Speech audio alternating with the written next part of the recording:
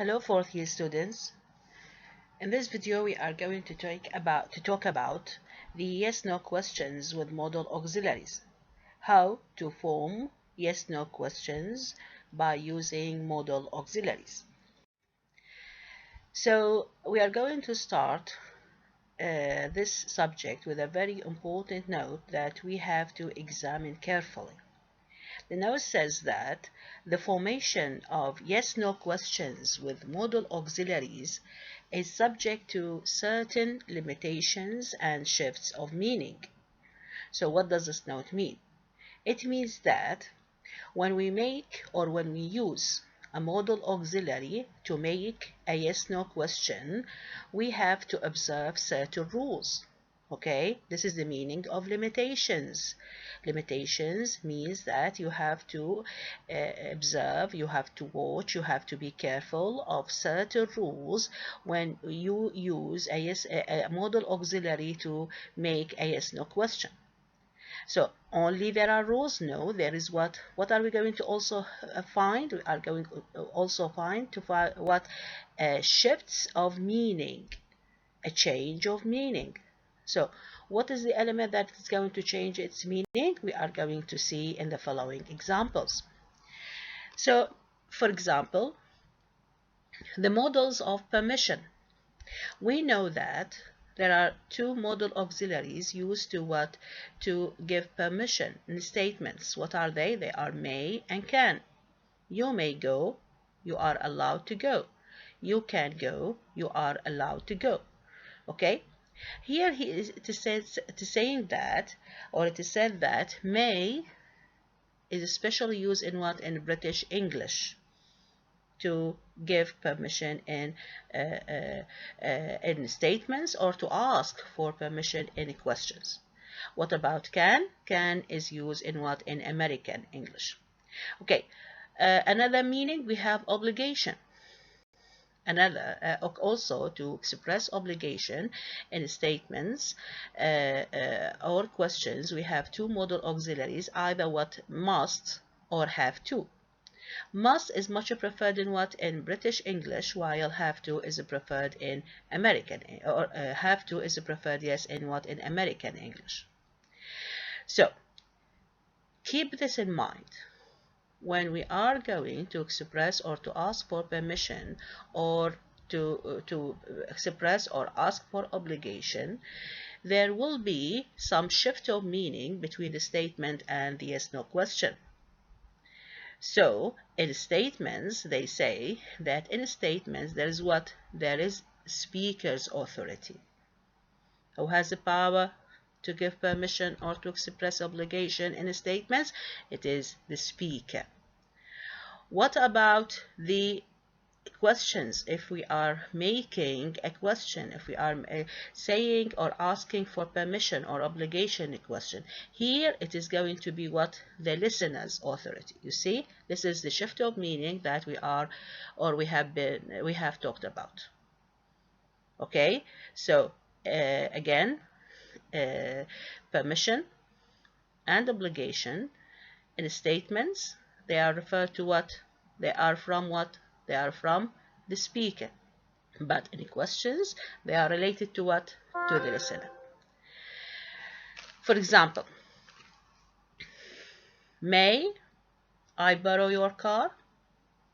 This is a yes-no question that starts with the modal auxiliary may. Okay, asking for what? Permission in British English. In American English, what do they say? They say, can I borrow your car? Okay, so here I am asking for the permission of the listener. So whose authority here is this? It is the listener's authority. You see, it is a question that expresses the listener's authority in giving permission. Now, when I want to answer such a question, either I'm going to say, yes, you may, or yes, you can, or no, you may not, or no, you cannot. So here, when I say, yes, you may, this is a statement. Whose authority here in the statement? It is the authority of the speaker. I am the speaker now. Okay, so either because I have the authority, either I give you the permission to use my car or not. You see, so here in the statements, the meaning has been changed to what? To the speaker's authority. To talk about obligation, must I leave? This is what this is in this question is what in British English. While in American they say, do I have to leave? Okay, so what do these questions mean? They mean, are you telling me that I should leave? Are you obliging me that I should leave? So here it is what it is the listener's authority because we are having a question. Okay, but now if we want to answer, now the listener is going to answer, so he's going to be what? The speaker. So he's going to say either yes, you must, British English, or yes, you have to, this is American English, or no, you mustn't, or no, you don't have to. So here, now, because now I am the speaker and I am saying a statement, so it is my authority either to oblige you, okay, to tell you that you have to leave, you must leave, or not. So you see, this is the shift of meaning that we have been talking about between the listener's authority and the speaker's authority, between the question and the statement. So in the statements, it is the speaker's authority, okay, while in the questions, it is the listener's authority. Another example of this shift of meaning can be found in using the auxiliary shall. Okay, shall as a modal auxiliary is used to express volition, willingness. Okay, especially in what? In British English. Again, there is a shift of meaning between the statements and the questions. In the statements, again, it is what? The speaker's willingness. While in the questions, it is the listener's willingness. For example, you shall suffer for this. So this is a statement. Okay, whose willingness now to make you suffer for this? The speaker. I intend to make you suffer. Okay, another example, if I say, for example, I shall, or I will switch the lights, switch off the lights. Okay, I shall switch off the lights. Now, who's willing to switch off the lights? I, who is a speaker. Okay, let us now try to change this sentence, this statement, I shall switch off the light, into a yes no question. It is going to be what? Shall I switch off the light? Okay, here, now, it is not the willingness of the speaker, it is what? The willingness of the listener. Do you want me to switch off the light? You see? So you see the difference in meaning between the statement and the question. I shall switch off the lights. This is the speaker who wants. Speaker himself, who is I, who wants to switch off the lights. But when I make it a yes no question, shall I switch off the lights? No. It is whose willingness, or who wants now to switch off the light? It is the listener. I am asking you, do you want me to do that for you? Okay, so you see, this is the shifts of meaning we have been talking about. Now, let us come to the second part of the note, which is limitations. What are the limitations? What are the rules that we should observe or to put in mind, to pay attention to when we make a yes-no question with a modal auxiliary?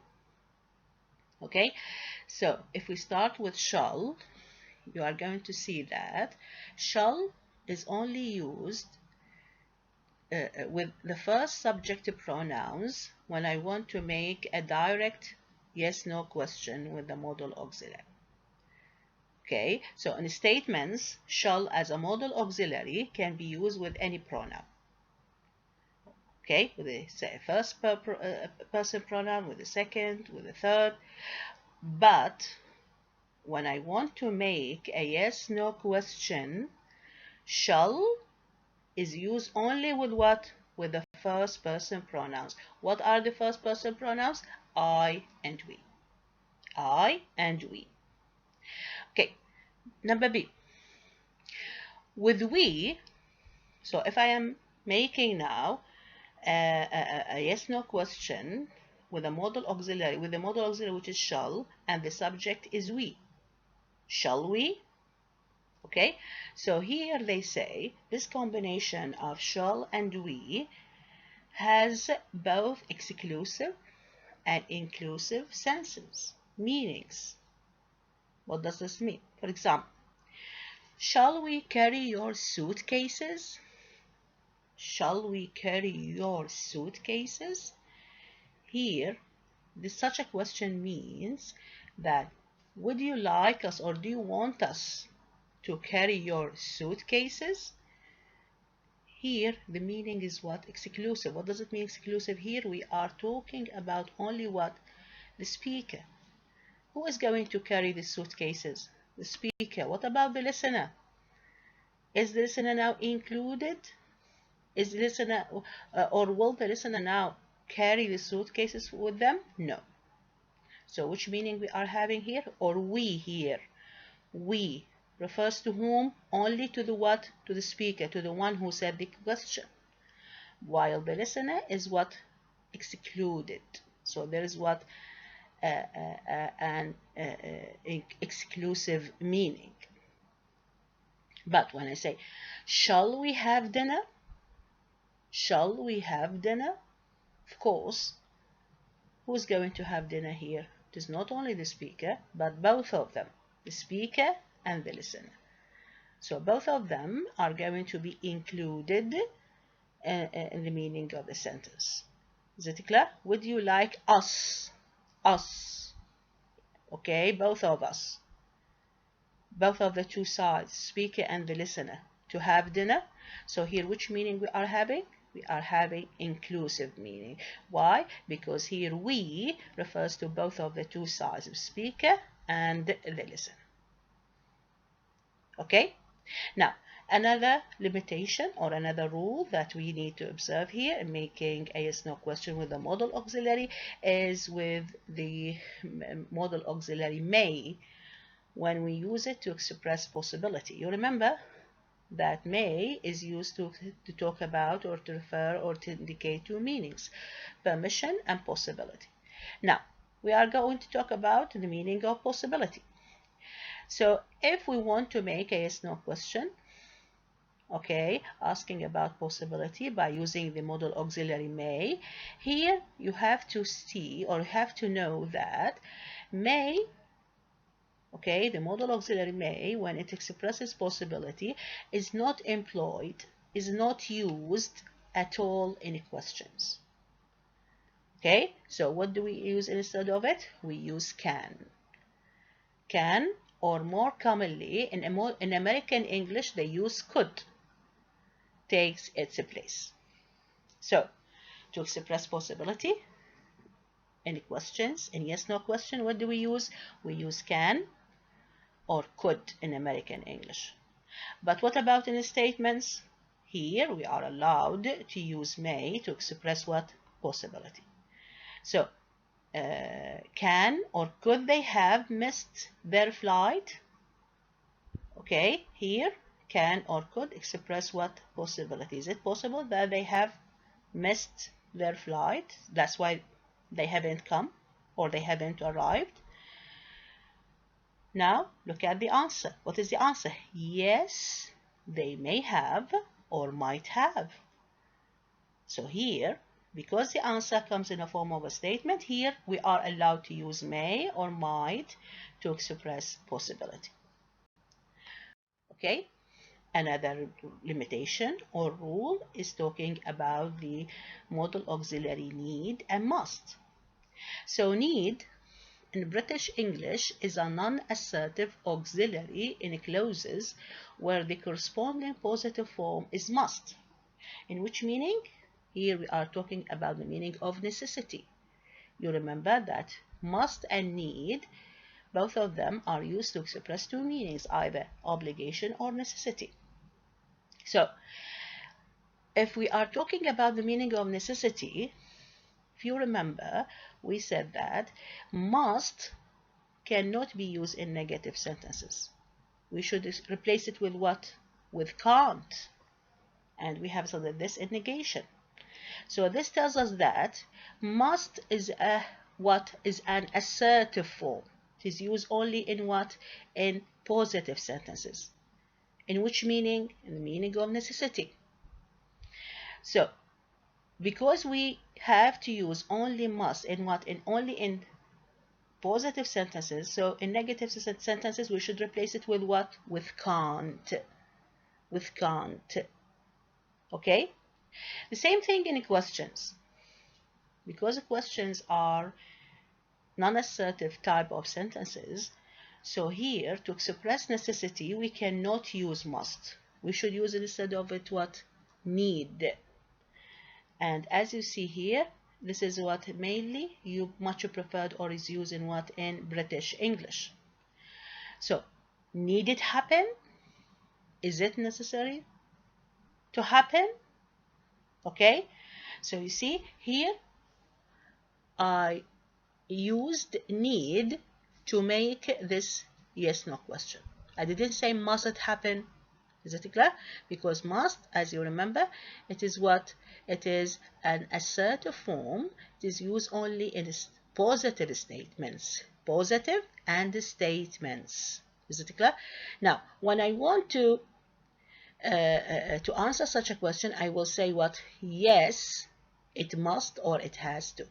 Yes, it must. Okay, now by the way, need it happen, this is what? This is British English. In American English they say what? Does it have to happen? So you see, also in what? In American English they did not use must to make a yes/no question asking about necessity. They replace it with what? With have to.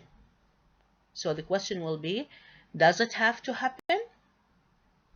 Okay, why? Because need and have to, they are what? They can be non-assertive forms used in negative and questions. So, but in the answer, I will say, if it is a positive answer, of course, I will say, yes, it must. But if it is with no, the answer will be negative. Can I say, no, it mustn't? No. Okay, I will say, no, it doesn't have to, or no, it needn't. Is it clear? So, a very important note that he's telling us that sometimes you can find the questions starting with must to express necessity.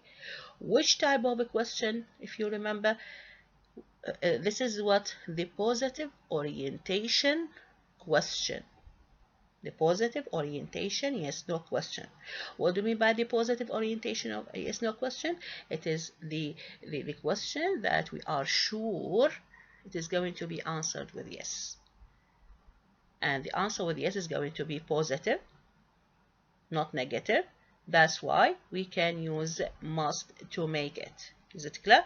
So only if we are sure that the answer is going to be with yes, here in this case we can use must to make a yes/no question asking about necessity.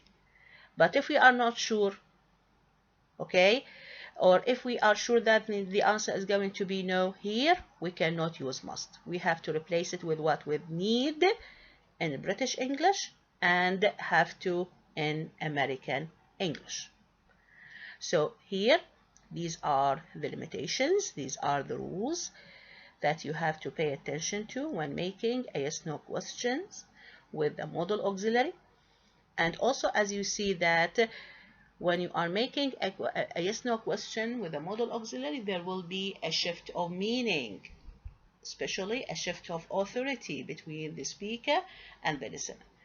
As we said in the statements, the authority or the power is for what? For whom? For the speaker. But in the questions, the authority is going to be moved to whom? To the listener. Okay? Thank you.